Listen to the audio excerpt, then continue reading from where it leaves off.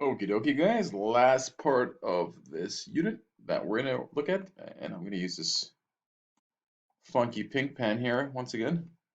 Um, Making equations.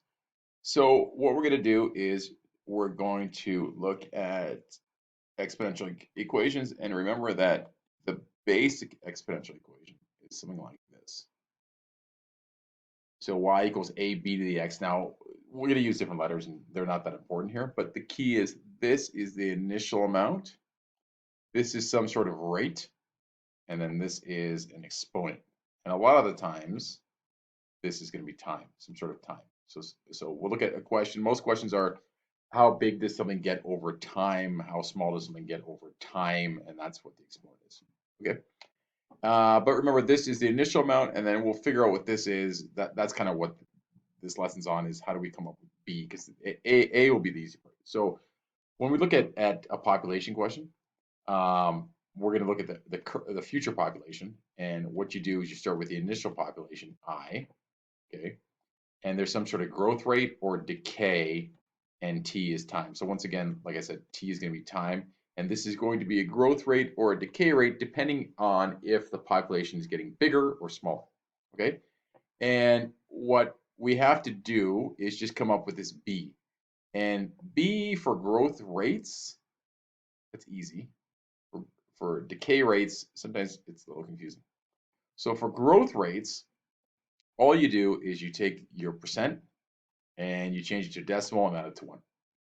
So if I said somebody's growing at 5%, our B is going to be 1.05. If I said it's growing at 9%, it'll be 1.09. If it's 32%, 1.32, et cetera, et cetera, et cetera. Okay, so that is growth rate. You're multiplying something. Eventually, we're going to multiply the population, the initial population, by something bigger than 1. If you multiply something by something bigger than 1, that gets bigger. Okay, so if I have 10 of something and I multiply by 1.5, I have more than 10, more than 10, more than 10, et cetera, et cetera. Okay, if I multiply by less than 1, it gets smaller, and that's what this is all about. If you have a decrease in population, you have to find the decay rate. Now, this is the difficult part people don't really like, is here we added this to 1. Here we're going to subtract it from 1. Okay, so what's going to happen is we are going to come up with the decay rate. So if 2.5% is what we decrease by, we change 2.5 to 0.025, right? Move that decimal over once, twice, or divide by 100 to find out this decimal, and then subtract that from 1 to get 0.975. We do not multiply by the 0.025. That's what a lot of kids want to do. They want to take this 0.025 and use that as the decay rate. That's what disappears. When we do a question like this, we don't really care what disappears. We want to know what's left. So, for example, if you had a million cookies and you lost 10% each day, we don't care about the 10% that are gone. We care about whatever's left over, the 90% that's left over, because next day we're going to decrease that from that 90% that was left over. So if you had a million and you're down to 900,000, then the next day we're going to get 10% of that will disappear. So we're left with 90% of that, 90% of that, 90% of that.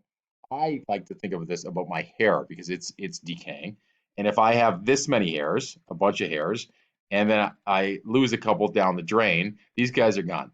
Okay, I say goodbye, but I'm focused on these guys. Okay, so this is the 97.5. This is the 2.5. See you later. But we want this here. We want the decay rate. Okay, so it's a little bit of sharing there. Okay, so here's a question. We got a question here where we have a wolf population and it's growing at 1.078. That's the growth factor. Okay, so that's this number here is your B is 1.078, and it's bigger than 1 because it's growing. So we got growth. And just some questions. What's the growth rate? Well, you take this 1.078, you chop this 7.78 off, and that's 7.8%. 7.8%. Okay, so we had 1.078. That's this part here is the growth rate. What's the population in 1997? Well, that's the initial year, and that's this number here. And you just take that number there. The initial value is that, and that goes there. And then if you have any other question, like what's the population in 10 years? Okay, make sure you don't put 2007 as your exponent. Okay, this is the n is the number of years after 1997. I don't know, like the wording of that, but what you're going to have to do here is take this 2007 and subtract 1997 from it to figure out that it's 10 years later and put that here. Okay, throw this in the calculator. You get 162.8. Again, we don't want a 0.8 of a wolf. Okay, so 262.8.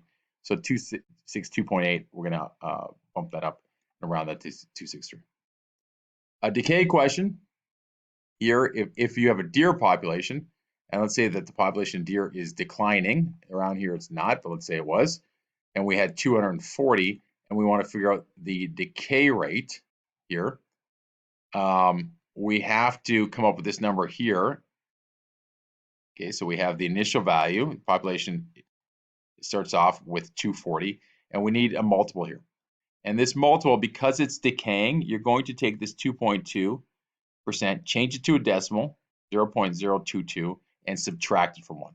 If it was growing, if this said growing or rising, I guess, you could add that, okay, and they get 1.0022, and then your number will get bigger, but this question is declining, so you're going to subtract it, and this number goes here. Again, don't throw the 0.022 in here. You're going to use the 0.978, and then after that, you just sub in, and you're done. Okay, so coming up with the equation is the key. Subbing in is easy. Again, throw this right into the calculator. 240 times 0.978 x to the power of y or xy, whatever.